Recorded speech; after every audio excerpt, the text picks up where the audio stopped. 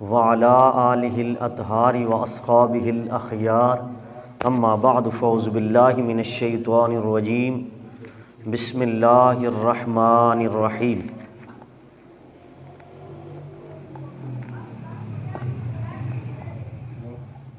وَإِذَا سَأَلَكَ عِبَادِي أَنِّي فَإِنِّي قَرِيبٌ أُجِيبُ دَعْوَةَ الدَّاعِ إِذَا دَعَانِ فَلْيَسْتَجِيبُوا لِي وَلْيُؤْمِنُوا بِي لَعَلَّهُمْ يَرْشُدُونَ قَالَ فِي الْقُرْآنِ الْمَجِيدِ وَلَا تُصَلِّ عَلَىٰ أَحَدٍ مِّنْهُمْ مَاتَ أَبَدًا وَلَا تَقُمْ عَلَىٰ قَبْرِهِ قَالَ فِي الْقُرْآنِ الْمَجِيدِ اسْتَسْتَغْفِرْ لَهُمْ أَوْ لَا تَسْتَغْفِرْ لَهُمْ إِن تَسْتَغْفِرْ لَهُمْ 70 مرة ان اللہ وملائکتہ یصلون علی النبی یا ایھا الذین آمنوا صلوا علیہ وسلموا تسلیما اللہم صل علی سیدنا واصحاب سیدنا ومولانا محمد وبارک وسلم وصلی علیہ۔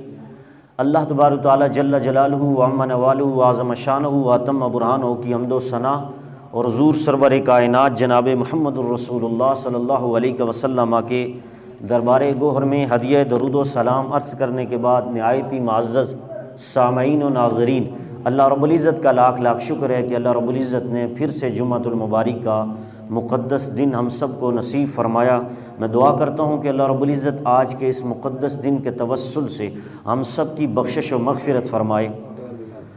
حضرات محترم، گزشتہ 6 جمعۃ المبارک پر ہمارا ٹاپک اصال ثواب کے حوالے سے چل رہا۔ آج 7ویں نشست اسی حوالے سے انشاءاللہ آپ احباب کے سامنے چند معروضات اور پیش کرنے کی کوشش کریں گے، اس امید کے ساتھ کہ اللہ رب العزت قرآن و سنت کے فہم اور ابلاغ کو سمجھنے کی توفیق عطا فرمائے۔ حضرات محترم، گزشتہ جمعۃ المبارک تقریر کے آخر میں نے یہ جملہ بول دیا تھا کہ اب میں اس طرح کی آیات پیش کروں گا کہ جس میں اللہ رب العزت نے میرے آقا کریم جناب محمد الرسول اللہ صلی اللہ علیہ وسلم کو براہ راست دعا کرنے سے منع کیا، اور کون سے وہ لوگ تھے جن کے لیے دعا کرنا منع کی گئی، یہاں تک کہ قرآن مجید کے اندر اللہ رب العزت نے واضح طور پر نبی علیہ الصلوۃ والسلام سے ارشاد فرمایا کہ محبوب 1 بار نہیں، 2 بار نہیں، 3 بار نہیں، 10 بار نہیں، 50 بار نہیں، 70 بار بھی اگر تو ان کے لیے دعا کرے گا تو میں تیری دعا کو قبول نہیں کروں گا۔ آخر وجہ کیا ہے کہ اللہ اپنے نبی کو کہہ رہا ہے کہ تو ان کے لیے دعا نہ کیا کر۔ اب یہاں پر ایک ذہن میں یہ خیال آیا، بعض بندہ جو دوسرے مسلک سے تعلق رکھتا ہے، جو دعا کرنے کے قائل نہیں ہے، وہ قرآن کی یہ آیت پڑھ کے عام لوگوں کو پھدو لگانے کی کوشش کرے گا اور انہیں کہے گا کہ بھئی قرآن کے اندر آیت موجود ہے کہ اللہ نبی سے کہہ رہا ہے کہ دعا نہ کیا کرو، تو جب نبی کی دعا بندوں کو فائدہ نہیں دے سکتی تو تمہاری دعا کیا فائدہ دے سکتی ہے؟ یہ ایک بہت بڑا اعتراض ہے۔ لیکن سمجھنے کی بات جو ہم نے سمجھنا یہ ہے کہ کن لوگوں کے بارے میں قرآن کے اندر اللہ نے نبی کو منع کیا کہ پیارے مصطفیٰ تو بھی ان کے لیے دعا نہ کیا کر، ان کی قبروں پہ بھی نہ جایا کر، اور ان کے جنازے بھی نہ پڑھا کر، اور ان کے لیے 70 بار بھی اگر تو ان کے لیے دعا کرے گا ہم نے تیری دعا کو سننا نہیں ہے۔ وجہ یہ ہے کہ ہم نے دیکھنا ہے کہ قرآن کی ایک آیت میں اللہ کہتا ہے نبی ان کے لیے دعا کیا کر، اور دوسری آیت میں کہتا ہے دعا نہ کیا کر۔ اگر تو 70 بار بھی کرے گا تو ہم 70 بار بھی تیری دعا ان کے حق میں قبول نہیں کریں گے۔ تو اب سمجھنے کی ضرورت ہے کہ کیا وجہ ہے۔ یہ تو آیت میں تضاد پیدا ہو گیا، اس میں تطبیق کیسے قائم ہوگی کہ قرآن ہی کہہ رہا ہے کہ دعا نہ کیا کرو اور قرآن ہی کہتا ہے نبی دعا کیا کرو۔ اب ہم نے سوچنا یہ ہے کہ کن کے لیے دعا کرنا جائز ہے اور کن کے لیے دعا کرنا ناجائز ہے۔ یاد رکھیے، جن کے لیے نبی نے دعا کی اور قرآن میں اللہ نے کہا کہ ان کے لیے دعا کیا کرو، وہ قیامت تک دعا کے قائل ہیں، دعا کرتے ہیں اپنے لیے، اپنے مرحومین کے لیے۔ اور جن لوگوں کے بارے میں اللہ نے کہا 70 بار بھی ان کے لیے دعا کرے گا نہیں قبول کروں گا، وہی قیامت تک آنے والے لوگ آج بھی وہ یہ کہتے ہیں کہ دعا نہیں کرنی چاہیے۔ پتہ یہ چلا کہ 2 گروہ تھے، ایک کے لیے دعا کرنا جائز قرار دیا گیا ہے، ایک کے لیے ناجائز قرار دیا گیا ہے۔ آئیے وہ کون سے لوگ تھے؟ تو آئیے ہم 1400 سال پہلے ان بندوں کو دیکھتے ہیں کہ ان کے کریکٹر کا بندہ، ان کا بانی کون تھا کہ جس کے لیے میرے اللہ نے قرآن میں آیت اتار کر نبی کو منع کیا کہ اس کی قبر پہ بھی نہیں جانا، اس کے مزار پر بھی نہیں جانا، اور اس کے لیے اس کا جنازہ بھی نہیں پڑھنا، اور اس کے لیے استغفار دعا بھی نہیں کرنا۔ تو سنیے قرآن مجید کے اندر سورہ توبہ کی آیت نمبر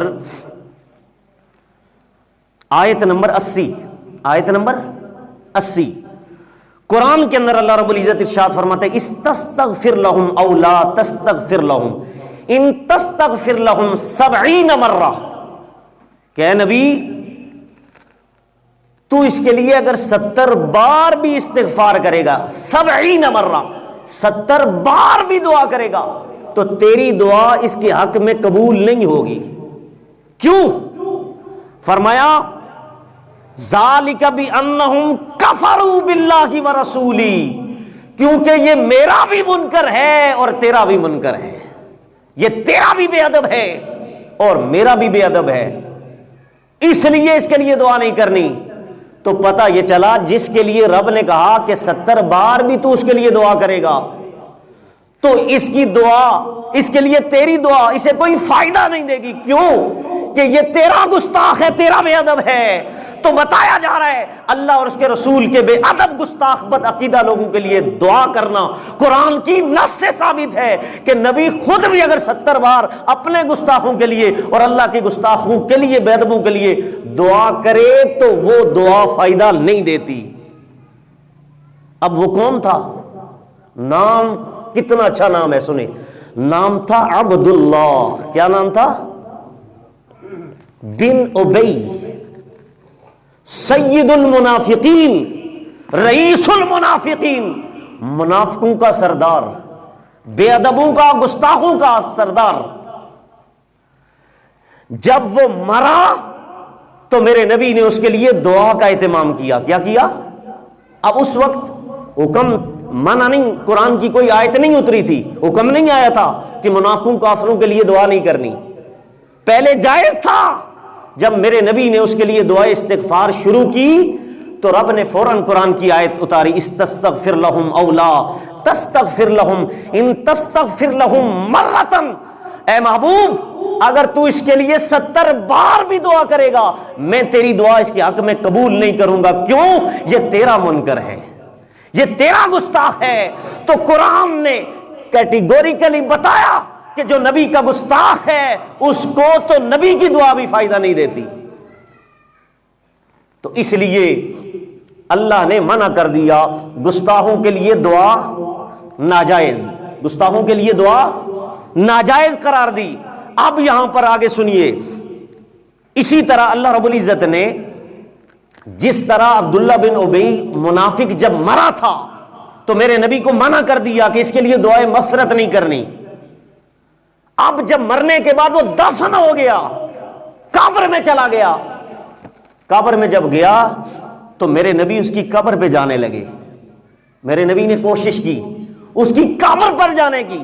آج لوگ کہتے ہیں قبروں پہ نہ جایا کرو، بھائی یہ بھی ٹھیک کہا ہے انہوں نے، کن کی قبروں پہ نہ جایا جائے اور کن کے لیے دعائے مغفرت نہیں کرنی چاہیے۔ تو سنیے قرآن کی آیت اللہ رب العزت نے سورہ توبہ کی آیت نمبر 103 پھر اتاری۔ یہ سورہ توبہ کی آیت نمبر 80 میں 70 بار دعا کرنے کے لیے منع کیا کہ اگر 70 بار بھی کرے گا اس کے لیے استغفار بخشش کی دعا نہیں قبول کروں گا، یہ تیرا بے ادب ہے، میرا بے ادب ہے۔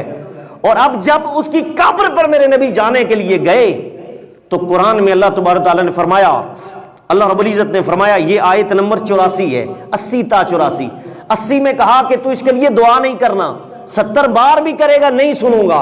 اور آگے جا کر رب نے فرمایا وَلَا تُصَلِّ عَلَىٰ أَحَدٍ مِّنْهُمْ مَاتَ أَبَدًا وَلَا تَقُمْ عَلَىٰ قَبْرِهِ۔ اے نبی جب منافق مر جائیں ان کا جنازہ بھی نہیں پڑھنا۔ کیا نہیں پڑھنا؟ جنازہ بھی نہیں پڑھنا۔ اور آگے لفظ ہے عَلَىٰ أَحَدٍ مِّنْهُمْ مَاتَ أَبَدًا وَلَا تَقُمْ عَلَىٰ قَبْرِهِ، اور اس کی قبر پہ تم نے جانا بھی نہیں ہے۔ تو بتایا جا رہا ہے کن کی قبر پہ نہیں جانا اور کن کے مزار پہ نہیں جانا، کہ جو اللہ اور اس کے رسول کے گستاخ ہیں۔ قرآن نے کہا کہ اللہ کے بے ادب، اللہ کے نبی کے جو بے ادب ہوتے ہیں ان کی قبروں پہ نہیں جایا جاتا، اللہ کے ولیوں کی قبروں پہ جایا جاتا ہے۔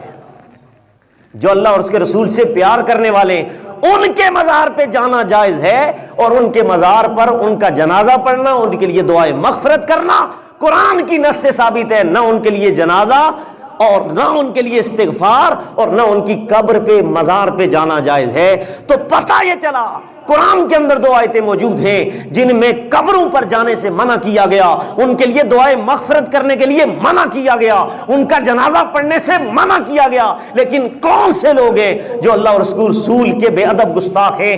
ہاں، قرآن کے اندر یہ دوسری آیت بھی موجود ہے جس میں رب کہتا ہے کہ الہاکم التکاثر، الہاکم التکاثر، رب کہتا ہے مال کے ہرس نے تمہیں دنیا میں، مال کے ہرس نے تمہیں لالچ میں، مال کی لالچ میں کمانے کی اور دولت کی غرض نے تمہیں تباہ و برباد ہلاک کر دیا ہے۔ یا اللہ یہ بیماری ختم کب ہوگی؟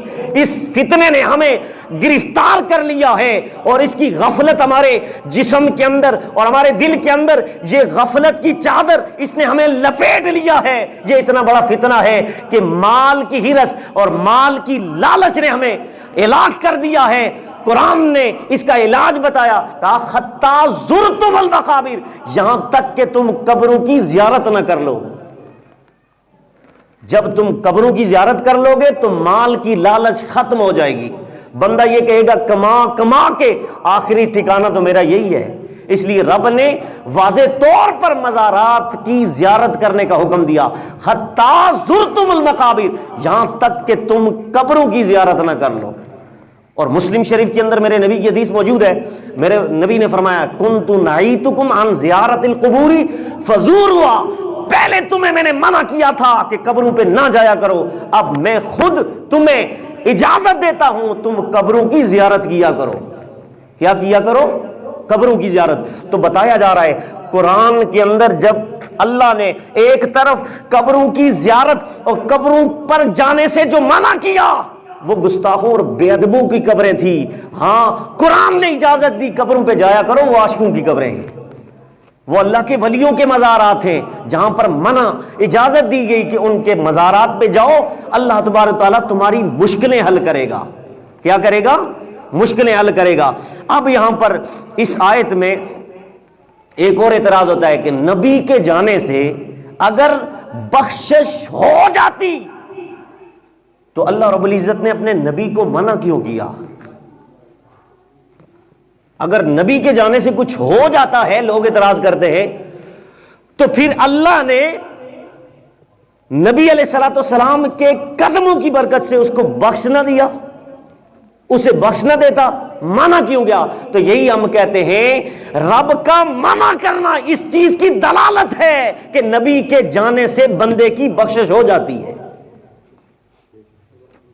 اور دوسرا ایک اور اعتراض کہ نبی نے جو بھی جنازہ پڑھایا جنازے کے بعد، یہ تو کئی حدیثیں میں انشاءاللہ آگے پیش کروں گا کہ جنازے کے بعد میرے نبی نے دعا کا اہتمام کیا اور امت کو بھی کہا اذا صلیتم علی المیت فاخلصوا له الدعاء، کہ جب بھی میت کا جنازہ پڑھ چکو تو فاخلصوا له الدعاء، اس کے لیے خالص دعا کیا کرو، اس کے لیے دعا کیا کرو۔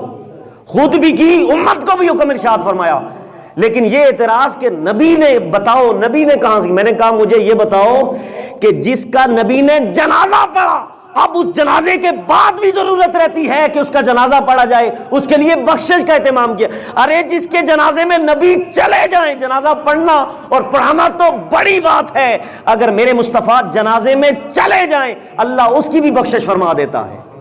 اس کو کون سی دعا کی ضرورت پڑتی ہے کہ نبی جائیں گے، جنازہ بھی پڑھیں گے اور اس کے بعد دعا کا بھی اہتمام کریں گے؟ تو اس لیے بتاتا چلوں، نبی کا جنازے کے بعد اگر تم ثابت بھی کر لو کہ دعا نہیں کی تو ہمارا یہ سوال ہے کہ کون سا ایسا جنازہ ہے کہ جس کے لیے نبی نے دعا نہیں کی اور اس کی بخشش نہیں ہوئی؟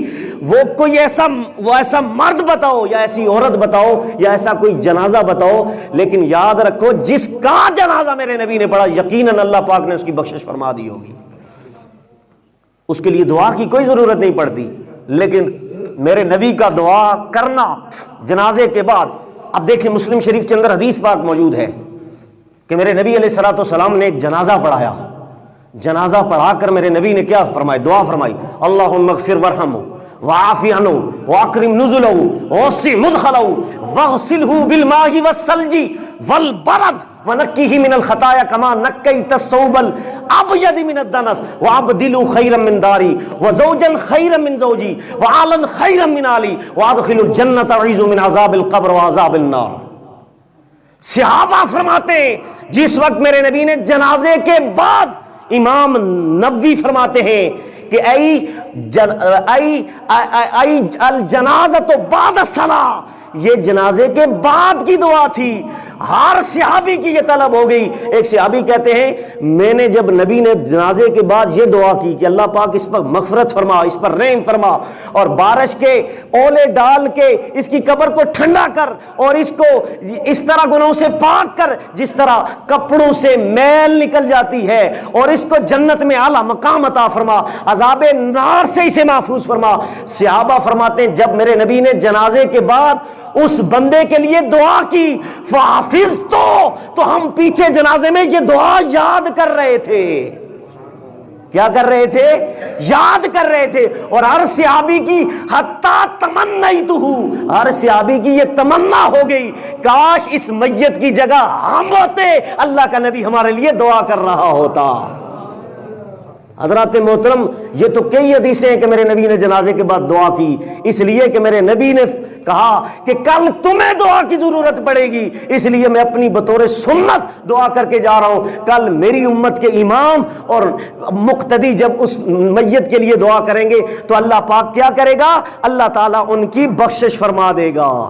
کیا فرما دے گا؟ بخشش فرما دے گا. اب اس پر لگے ہاتھوں 3 حدیثیں سن لے جنازے کے بعد دعا کرنے سے فائدہ کتنا ہوتا ہے. سنیے, مسلم شریف کے اندر حدیث نمبر انٹرنیشنل نمبرنگ کے مطابق 947 ہے. اسی طرح ترمذی شریف دوسری جلد صفحہ نمبر 220, ابن ماجہ صفحہ نمبر 208, اور اسی طرح مسلم کی جلد 1 صفحہ 308, نسائی جلد 1 صفحہ نمبر 218. حدیث کیا ہے؟ میرے نبی نے فرمایا ما من میت تصلی علیہ امت من المسلمین یبلغون 100 کلہم یشفعون لہم الا شفعوا فیہ. میرے نبی نے فرمایا جس وقت میری امت میں کوئی بندہ فوت ہو جاتا ہے, اس کے جنازے میں 100 افراد, کتنے؟ 100 افراد جنازہ پڑھنے کے بعد اس کے لیے دعائے استغفار کرتے ہیں, رب کی بارگاہ سے شفاعت طلب کرتے ہیں, مولا ہم نے اس کا جنازہ پڑھا, اس کی بخشش فرما دے. میرے نبی نے فرمایا اللہ پاک 100 افراد کی دعا کی وجہ سے اس بندے کی بخشش فرما دیتا ہے. 100 بندہ جنازہ پڑھے اور جنازے کے بعد اس میت کے لیے دعا کر دے, میرے نبی نے فرمایا الا شفیع فی, اللہ پاک ان کلہم یشفعون لہو, وہ 100 افراد کی شفاعت اس کے حق میں قبول و منظور فرما کے اس میت کو جنتی بنا دیتا ہے. اسی طرح دوسری حدیث, یہ بھی مسلم شریف کے اندر حدیث نمبر 948 ہے انٹرنیشنل نمبرنگ کے مطابق, اور اسی طرح ابن ماجہ کی جلد 1 صفحہ 308 اور ابو داؤد شریف کے اندر جلد نمبر 1 صفحہ نمبر 100 پر روایت موجود ہے. دوسری اس حدیث میں کیا لفظ ہیں؟ پہلی جو میں نے حدیث پڑھی اس میں 100 افراد جنازہ پڑھنے کے بعد دعا کریں, اللہ بخشش فرما دیتا ہے.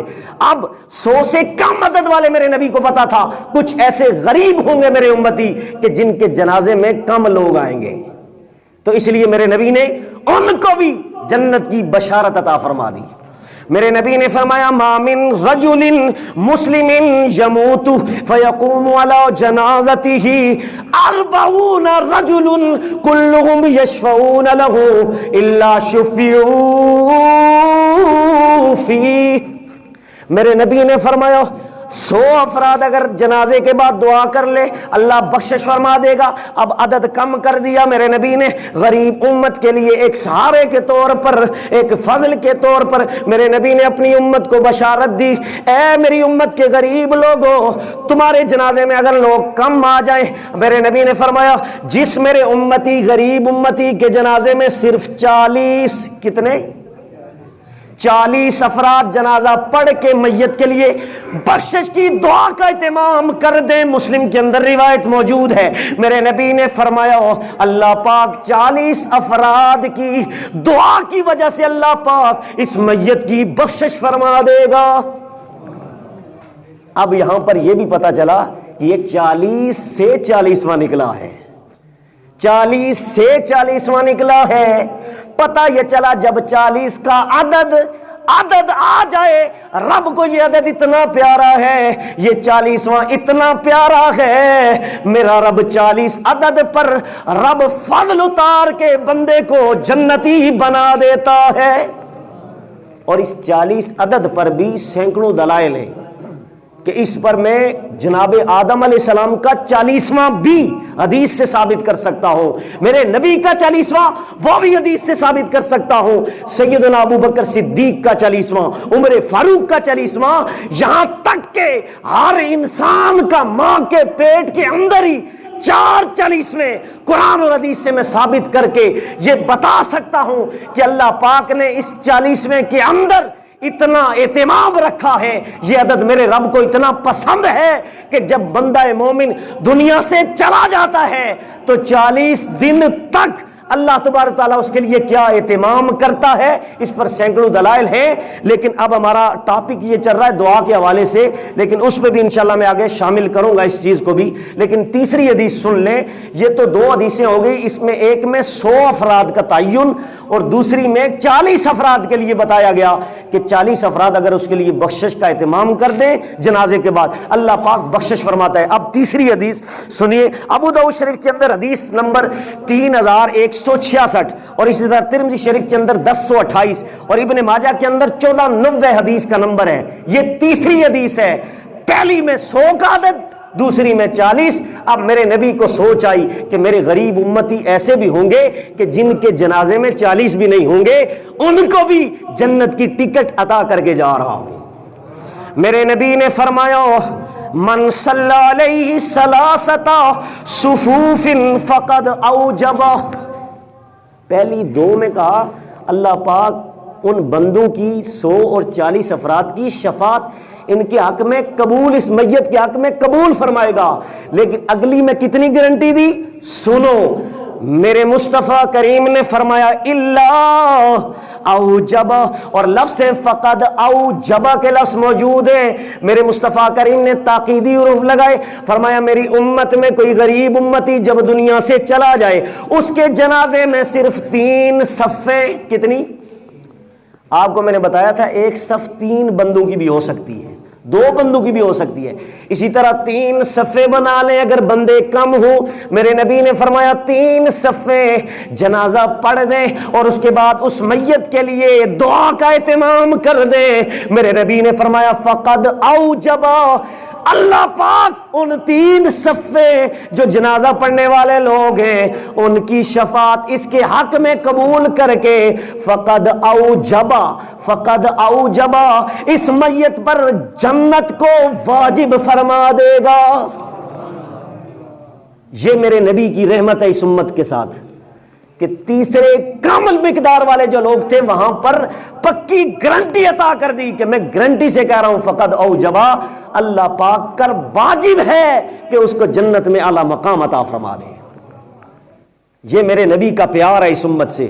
حضرات محترم، یہ تو تھا میرے نبی کا جنازہ پڑھنا اور میرے نبی کے امتیوں کا جنازہ پڑھنا، جنہوں نے نبی کا کلمہ پڑھا ان کی دعا کا یہ اہتمام کہ اگر 3 صفیں میرے نبی کی امت کی ہوں، 40 افراد میرے نبی کی امت کے کلمہ پڑھنے والے ہوں، 100 افراد میرے نبی کا کلمہ پڑھنے والے ہوں، ان کی دعا سے اللہ پاک میت کی بخشش فرما دیتا ہے، تو میرے نبی اگر جنازہ پڑھ دیں تو اللہ پاک کیوں نہیں بخشتا ہوگا؟ جبکہ میرے نبی کی دعا کا عالم یہ ہے کہ میرے نبی دعا تو دعا ہے، دعا سے پہلے ارادہ ہے، کیا ہے؟ بندے کو ارادہ ہوتا ہے پھر دعا کرتا ہے، دعا سے پہلے ارادہ ہے اور ارادے سے پہلے خواہش ہے، بندے کے دل میں خواہش آتی ہے۔ دعا تو بڑی بات ہے نبی کی، ارادہ تو بڑی بات ہے، میرے نبی اگر خواہش کا اظہار کر دیں اللہ پہلے پوری کر دیتا ہے۔ اور یہ بخاری شریف کے اندر حدیث موجود ہے. میرے نبی علیہ الصلوۃ والسلام کی حدیث 4788 نمبر ہے، اور دوسری بخاری کے اندر دوسرے مقام پر 5113 نمبر حدیث ہے کہ میرے نبی علیہ الصلوۃ والسلام کی زوجہ محترمہ ام المؤمنین سیدہ النساء اور سیدہ عائشہ سلام اللہ علیہ ان کثیرا کثیرا خود فرماتی ہیں کہ یا رسول اللہ ما اواریا ربک الا یساری فی ہواکا. یا رسول اللہ، اللہ پاک آپ کی خواہش جب دل پر آتی ہے اس خواہش سے پہلے اللہ آپ کی بات کو قبول کر لیتا ہے. یعنی کہ نبی کی دعا کرنا تو بڑی بات ہے، دعا سے پہلے ارادہ ہے، ارادہ تو دور کی بات ہے، ابھی نبی کے دل میں خواہش اترتی ہے اللہ پہلے اسے قبول فرما دیتا ہے. حضرات محترم، یہ قرآن کی آیت جس میں اللہ نے کہا کہ آپ 70 بار بھی گستاخوں کے لیے دعا کریں تو قبول نہیں کروں گا، ان کے جنازے پہ نہیں جانا، ان کی قبر پہ نہیں جانا. اب یہاں پر ان آیات میں اللہ نے گستاخوں کی قبر پہ، ان کے مزارات پہ جانے سے اور ان کے لیے دعا و مغفرت اور استغفار کرنے سے منع کر دیا. اب آئیے، جو مومنین تھے، جو نبی کے خاص امتی تھے، اللہ پاک نے اسی طرح اسی سورہ توبہ کی آیت نمبر 103 میں رب نے واضح اعلان کر دیا کہ اے نبی تو ان کے لیے دعا کیا کر. کیا کیا کر؟ اللہ قرآن مجید کے اندر اللہ رب العزت سورہ توبہ کی آیت نمبر 3 میں، میرے رب ذوالجلال سورہ توبہ کی آیت نمبر 103 میں رب کہتا ہے وَصَلِّ عَلَيْهِمْ إِنَّ صَلَاتَكَ سَكَنٌ لَهُمْ. رب نے کہا ہے پیارے مصطفیٰ آپ اپنی امت کے لیے دعا کیا کریں. کیا کیا کریں؟ دعا کیا کریں، کیونکہ جب آپ دعا کرتے ہیں ان صلاتک سکن لہم، آپ کی دعا آپ کے امتی بے چین امتیوں کے لیے چین بن جایا کرتی ہے. اگر آپ کے امتی جہنمی ہوں گے آپ دعا کریں گے اللہ جنتی بنا دے گا، آپ کے امتی بیمار ہوں گے آپ کی دعا کی وجہ سے اللہ پاک آپ کے امتیوں کو شفا عطا فرما دے گا. تو یہ میرے نبی کی دعا کہ اللہ پاک نے میرے نبی کو یہ کمال عطا کیا ہے اور میرے نبی کی یہ سنت بنا دیا ہے کہ میرے نبی کو رب نے بتا دیا کہ ہر وقت آپ اپنی امت کے لیے دعا کیا کریں. کیا کیا کریں؟ اور میرے نبی دعا کتنی کرتے تھے امت کے لیے؟ سنیے، حضرت عائشہ صدیقہ سلام اللہ علیہ ان کثیرا کثیرا فرماتی ہیں کہ ایک دن میں سوئی ہوئی تھی، اچانک میرے نبی نے میرے لیے دعا فرما دی. آپ بھی اپنی زوجہ کے لیے دعا کر دیا کریں، یہ میرے نبی کی سنت ہے. میرے نبی نے اپنی زوجہ کے لیے دعا کر دی، فرمایا اللہم یا عائشتک ما تقدم من ذنبک وما تأخر وما اعلنت واسررت.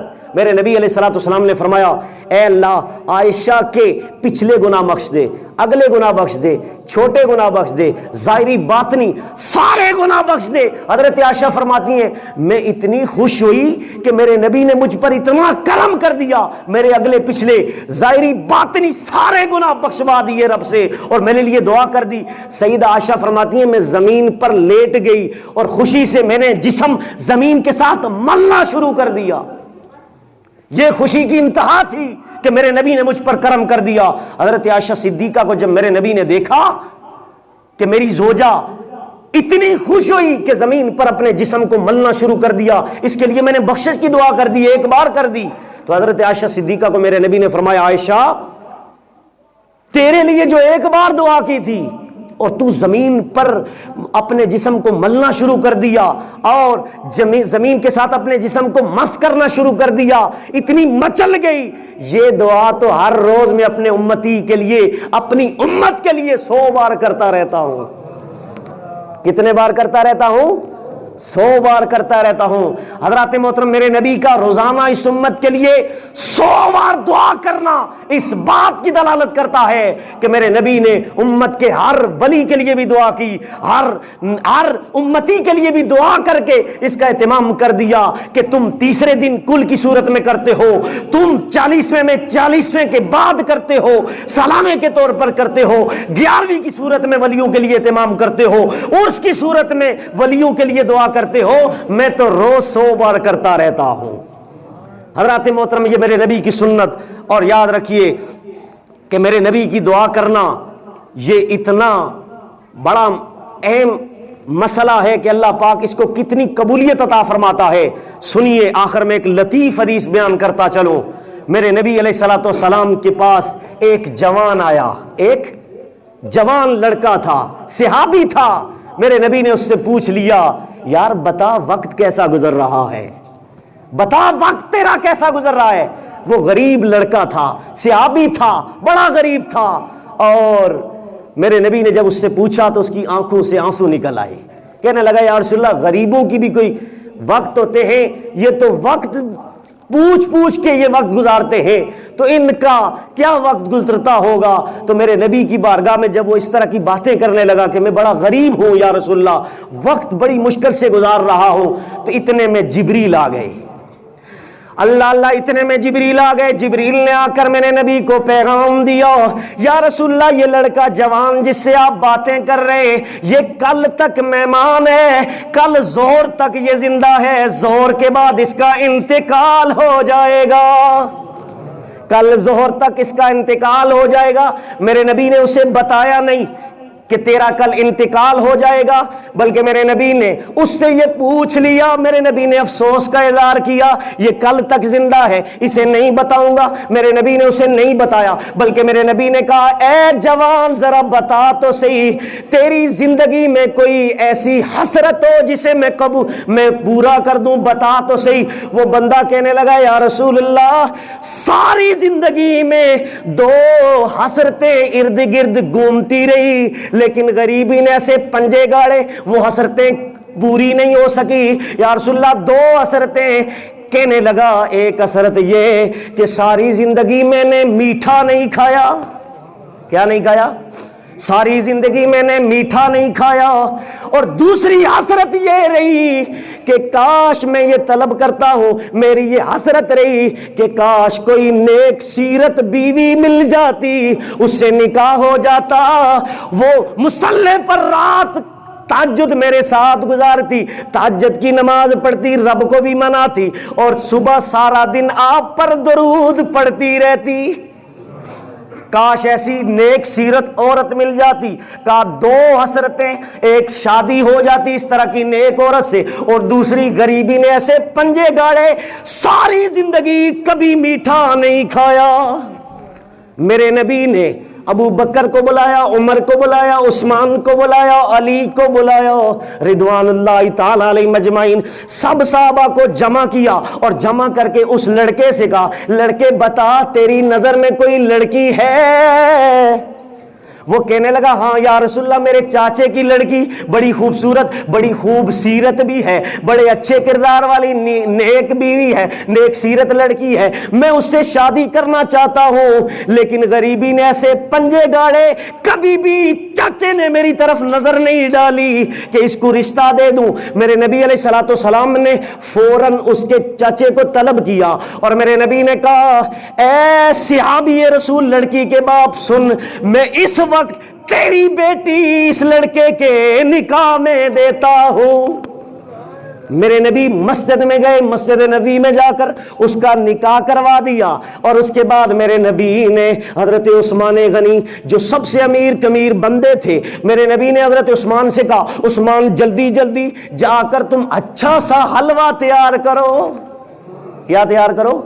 حلوہ تیار کرو, کیونکہ اس کی ساری زندگی 2 خواہشیں تھی, ایک شادی کرنا, شادی ہو گئی, اب حلوہ کھانا ہے, میٹھی سی چیز, اچھے والا قیمتی والا حلوہ تیار کرو. حضرت عثمان نے حلوہ بھی تیار کر دیا. کسی صحابی کو کہا بسترے کا اہتمام کرو, کسی کو کہا چرپائیوں کا, کسی کو کہا برتنوں کا اہتمام کرو, سارا جہیز پورا کر دیا. اور ایک صحابی کو کہا جا تو اپنے گھر میں کمرہ تیار کر.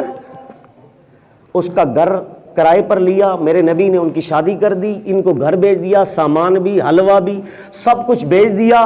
اب میرے نبی کو پتا تھا کل ظہر کے وقت یہ بندہ لڑکا فوت ہو جائے گا, لیکن شادی کیوں کی؟ آج لوگ کہتے ہیں زندگی برباد کر دی. ذہن میں خیال آتا ہے اس لڑکی کی زندگی برباد ہوگی کہ وہ کل بیوہ ہو جائے گی, لیکن میرے نبی کو پتا تھا کہ اللہ پاک کچھ ایسا اہتمام کرے گا کہ اللہ پاک ان پر فضل کی چادر اتارے گا.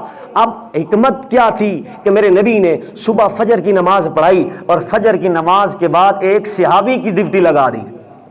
ایک صحابی کی ڈیوٹی لگا دی، کہا جن کی شادی ہوئی ہے دلہن اور دولہا، ان کے گھر میں تیری ڈیوٹی یہ ہے، ظہر تک تو نے کیا کرنا ہے؟